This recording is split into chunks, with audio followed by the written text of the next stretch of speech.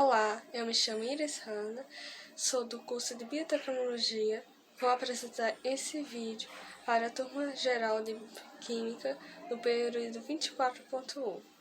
Irei falar sobre as aplicações das constantes de equilíbrio e o princípio de Le Chatelier, equilíbrio químico.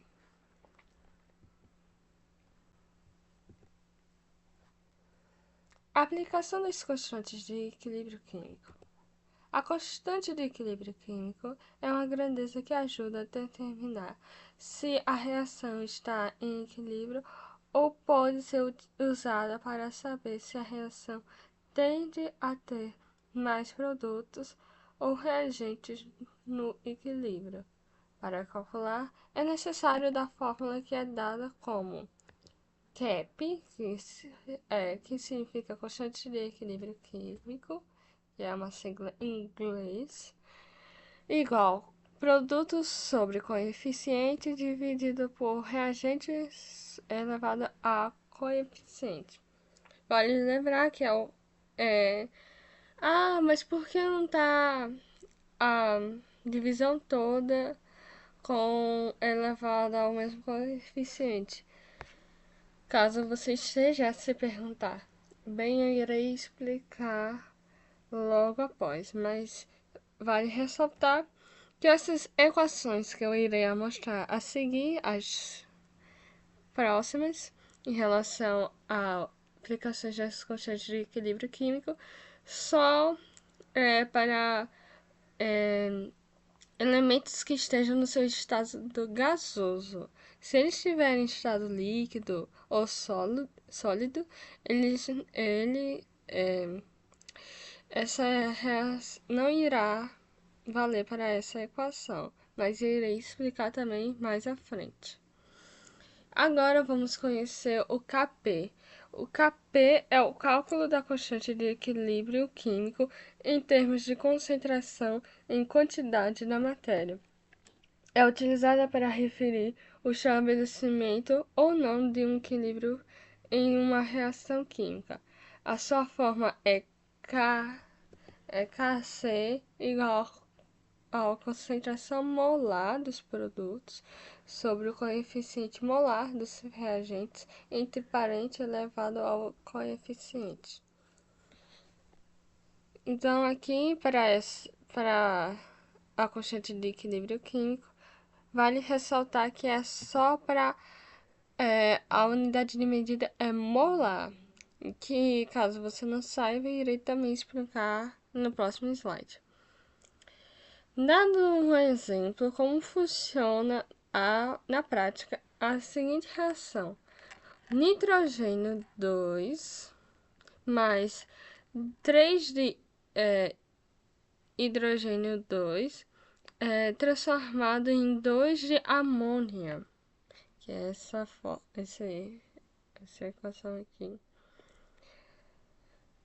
Para fazer esse cálculo, é necessário saber, transformando essa reação em uma Kc, ficaria desse jeito, os produtos sobre os reagentes.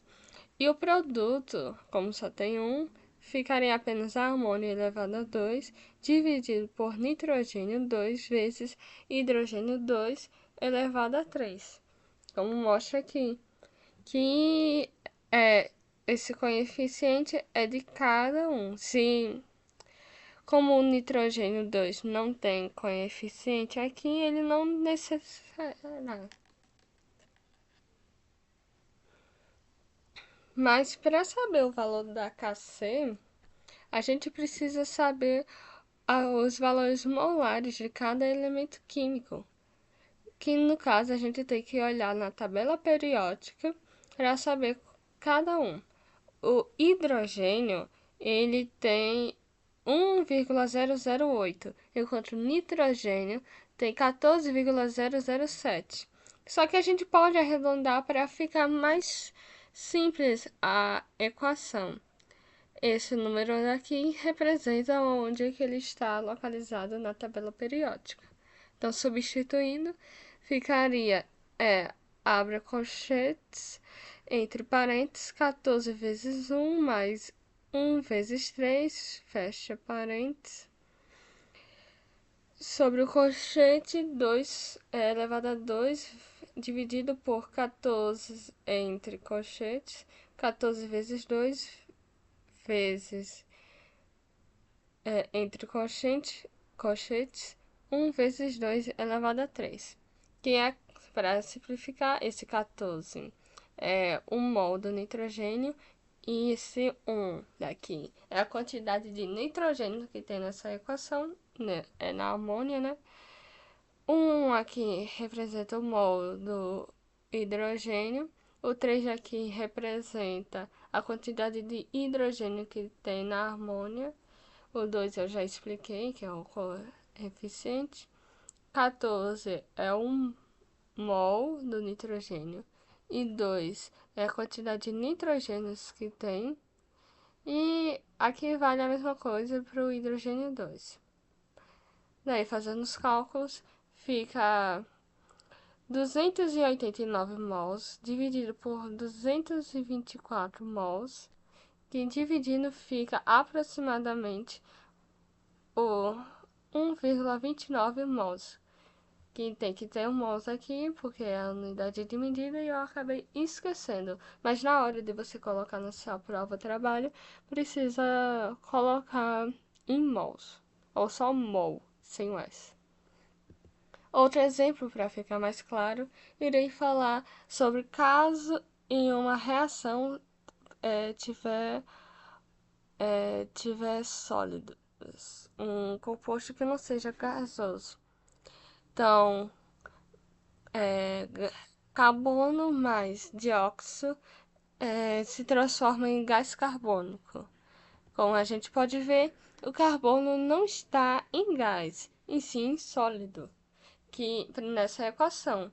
Ou seja, ele não poderá entrar para o KC, como eu expliquei anteriormente, por causa que é só para quem está em estado gasoso, que no caso seria esse G que representa aqui.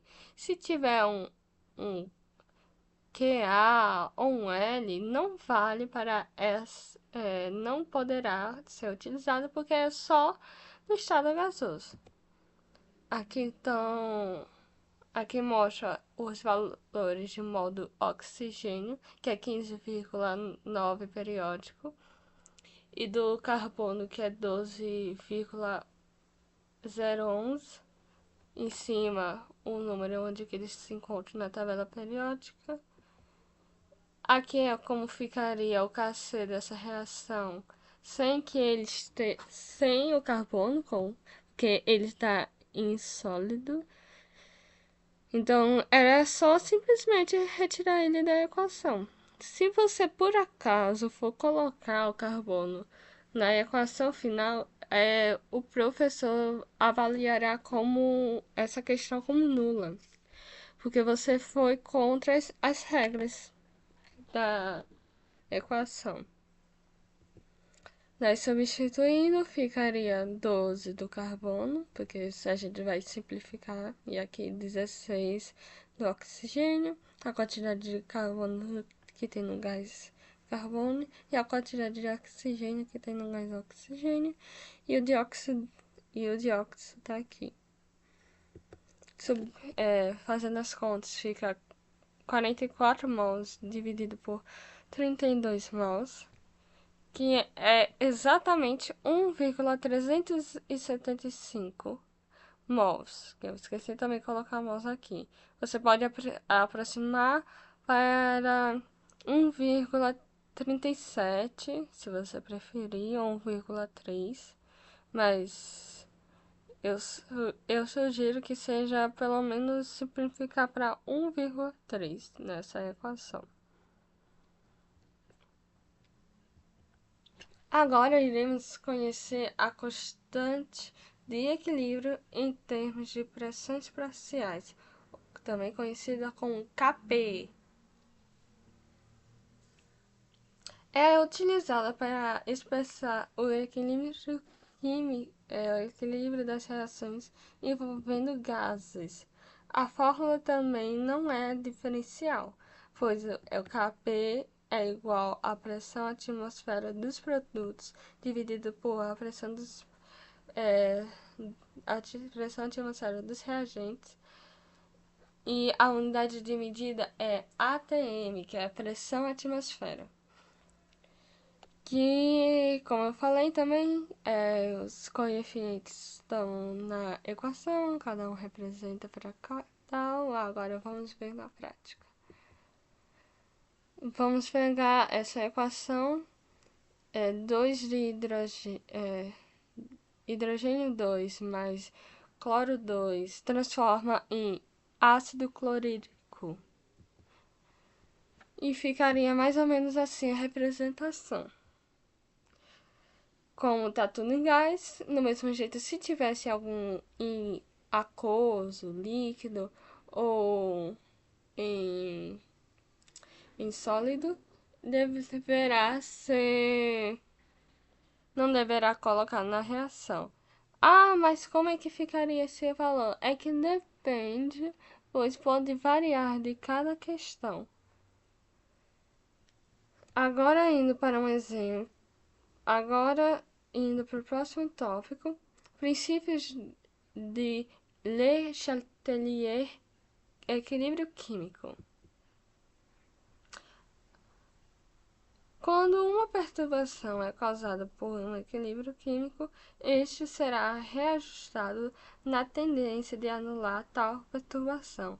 Em outras palavras, tudo que você faz ao equilíbrio, ele fará ao contrário da sua ação.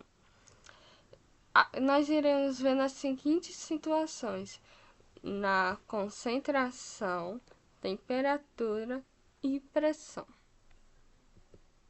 Na concentração, por exemplo, hidrogênio, vamos utilizar a reação da situação passada, que é hidrogênio 2 mais cloro 2 é igual a 2 ácidos clorídricos.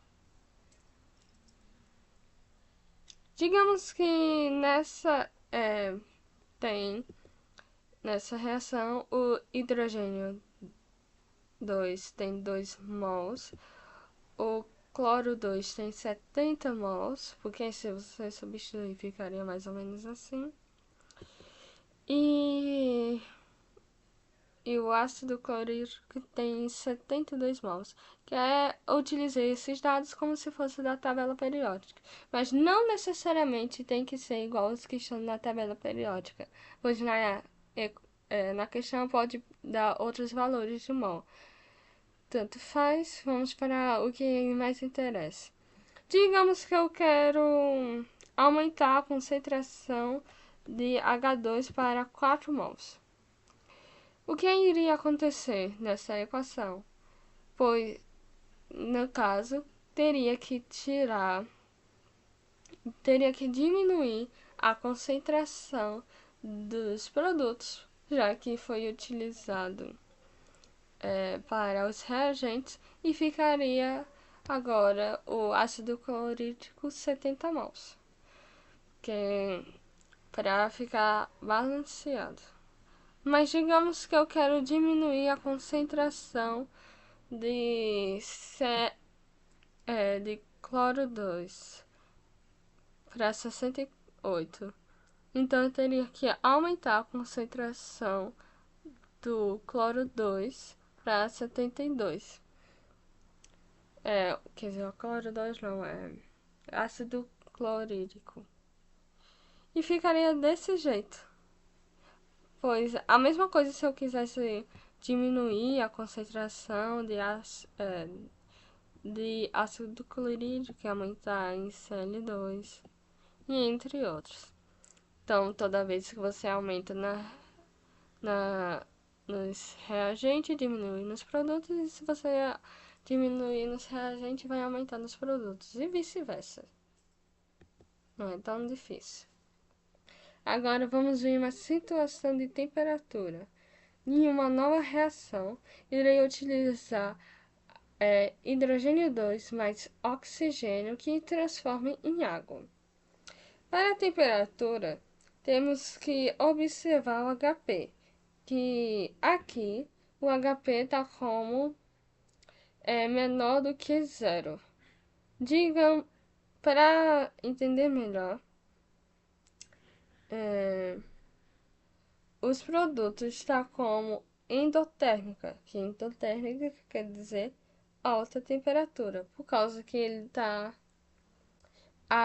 como se fosse à direita, só por causa que está aqui, que tudo que está à direita é maior do que zero, então maior do que zero é quente, ou seja, endotérmica.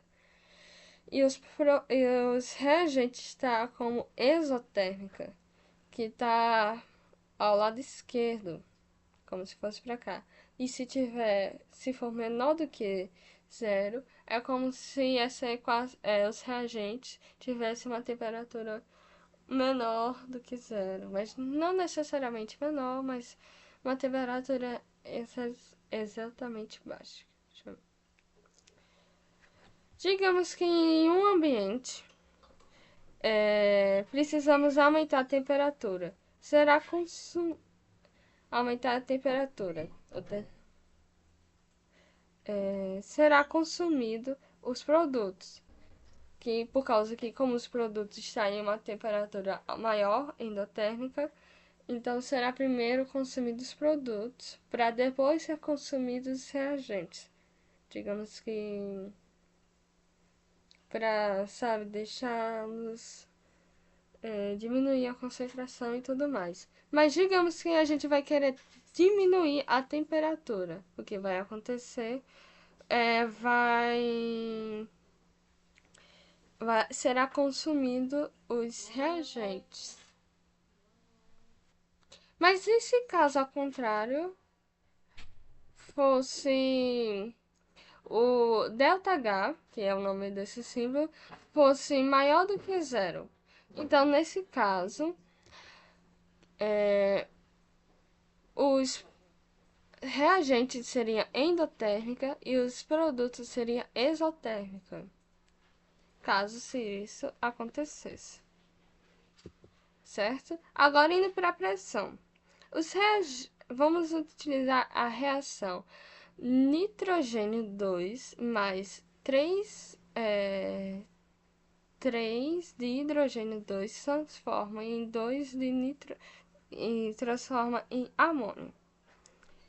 Os reagentes tem 4 moléculas e 2 moléculas. Se no ambiente aumentasse a pressão, será consumido será consumida a menor quantidade de molécula, que seria no caso a amônia. Porque digamos que tivesse um espaço pequeno, digamos que tivesse uma seguinte situação que eu vou desenhar aqui. Tivesse em um ambiente, digamos que isso está reto, e tivesse uma pressão, alguma coisa empurrando para baixo. E aqui, aqui, estaria os átomos. Se empurrasse para baixo, eles iriam se tivesse uma pressão grande, irá ser consumido primeiro a menor quantidade, por causa que como está a pressão, como é pouca, será mais compensador do que consumir primeiro o que está em menor, por causa que como já que é pouca, não irá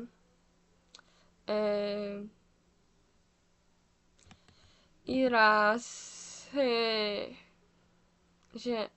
energeticamente melhor. Mas digamos que tivesse uma situação que tá esse outro cilíndrico e tem uma coisa empurrando para baixo aqui. E os átomos, né?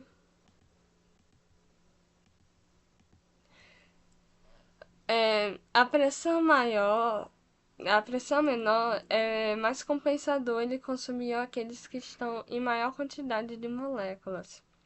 Pois, como posso dizer, é mais... porque como menor quantidade está espalhado aqui, ó, como menor quantidade é, os, quando ele tem menor quantidade, daí se esmagar assim, fica como se fosse a menor quantidade ficasse tudo impressado. E daí como tá tudo impressado, iria ter que consumir a menor quantidade. Mas se tivesse a pressão maior, os pequenos moléculas de átomo, que são poucas, elas vão estar todas espalhadas no ambiente. Mas já que a maior quantidade em maior quantidade, será melhor consumir a maior quantidade. Como pode ver, para cima iria consumir a menor quantidade, quando maior pressão, menor quantidade, e quando menor pressão, maior quantidade será consumida. Ah, mas e se eu tivesse na situação, nesse cálculo aqui que eu já falei várias vezes, que os dois lados, tanto os produtos e reagentes, tivessem a mesma quantidade? O que a gente iria fazer? Não daria para usar a constante de equilíbrio para de pressão sobre isso, pois como elas estão na mesma quantidade, serão consumidos exatamente na mesma quantidade. Bom, este é o fim do seminário, espero que vocês tenham gostado. Olá, eu me chamo Iris Hanna, sou do curso de Biotecnologia. Vou apresentar esse vídeo para a turma geral de Química do período 24.1.